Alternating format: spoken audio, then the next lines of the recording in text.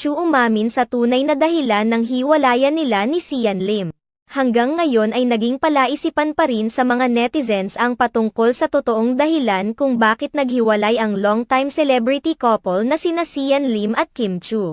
Ayon sa mga kumakalat na haka-haka, wala naman umanong third party na involved sa paghihiwalay ng dalawa dahil pareho naman nilang mahal ang isa't isa. Subalit, ayon sa isang episode ng Marites University, napag-alaman nila na si Kim Chu umano mismo ang tumapos sa relasyon nila ni Sian Lim. Matapos ang 12 years nilang pagiging mag-boyfriend-girlfriend dahil napagod na umano ang aktres sa paghihintay na mag-propose sa kanya si Sian Lim.